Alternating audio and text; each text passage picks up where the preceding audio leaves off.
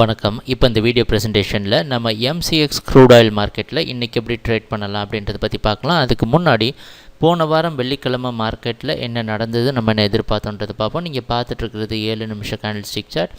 இந்த சின்ன candle stick தான் வெள்ளிக்கிழமை மார்க்கெட்டோட ப்ரைஸ் ஓப்பனிங் 3730 பக்கமாக ஓப்பன் ஆகிருக்கு க்ரூட் ஆயில் மார்க்கெட்.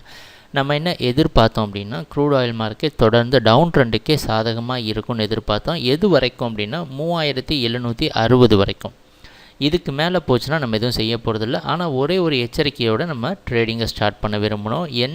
என்ன கம்மியான ப்ராஃபிட் கிடைச்சாலும் அதை புக் பண்ணிவிட்டு மார்க்கெட்டை விட்டு வெளியே வர்றது நல்லது அப்படின்றத எதிர்பார்த்துருந்தோம். அந்த அடிப்படையில் ப்ரைஸ் ஓப்பன் ஆனதுக்கப்புறம் ஓரளவு கீழே வந்த மார்க்கெட் தொடர்ந்து பார்த்திங்கன்னா 3760 டெஸ்ட் பண்ண முயற்சி செஞ்சுருக்கு.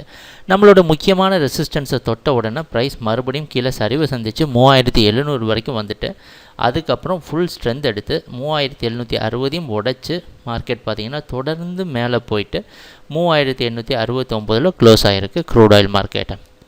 இதுதான் நேற்று மார்க்கெட்டில் நடந்த முழுமையான ப்ரைஸ் ஆக்ஷன். நம்ம எதிர்பார்த்த மாதிரி முதல் பாதி நடந்தாலும் ரெண்டாவது பாதி நம்ம எதிர்பார்த்ததை விட ட்ரெண்ட் ரிவர்ஸ் ஆகிறதுக்கு உண்டான நல்ல இண்டிகேஷன் கொடுத்துருக்கு. சரி, இன்றைக்கி மார்க்கெட்டில் என்ன பண்ணலாம் அப்படின்றத பற்றி பார்க்குறதுக்கு முன்னாடி இந்த மார்க்கெட் இந்த ஜோனை பற்றி ஒரு தெளிவான ஒரு கண்ணோட்டத்தை பார்ப்போம். அதுக்காக நான் என்ன பண்ணுறேன், இந்த ஸ்கேலை ஃபுல்லாக குறைக்க போகிறேன்.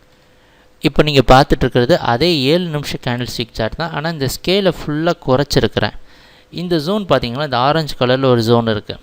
நீங்கள் எங்கள் வீடியோ ப்ரெசன்டேஷனை தொடர்ந்து பார்த்துட்டு வர ட்ரேடராக இருந்தீங்கன்னா இந்த ஜோன் பற்றி உங்களுக்கு தெரிஞ்சிருக்கும். நம்ம இந்த ஜோனை அடிப்படையாக வச்சு தான் செல்லிங்க்கு பிக் பண்ணணும்.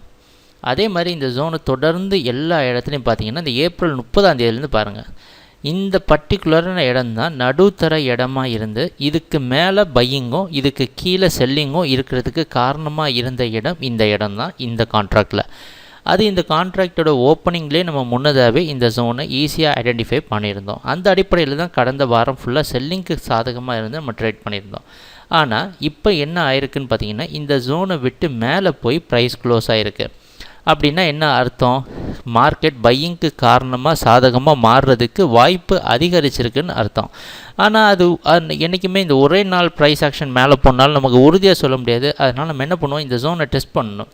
அதனால் இந்த ஜோனை ஃபுல்லாக எக்ஸ்டெண்ட் பண்ணியிருக்கிறோம். க்ரூட் ஆயில் மார்க்கெட் இன்றைக்கி ஓப்பன் ஆகிறது 3850 பக்கமாக ஓப்பன் ஆகிறதுக்கு வாய்ப்பு இருக்கிற மாதிரி வெளிநாட்டில் இருக்க NYMEX மார்க்கெட் வச்சு பார்க்குறப்ப தெரியுது. அந்த அடிப்படையில் 3800 வரைக்கும் நீங்கள் பை பண்ணலாம் கீழே ஸ்டாப் லாஸ் வச்சு.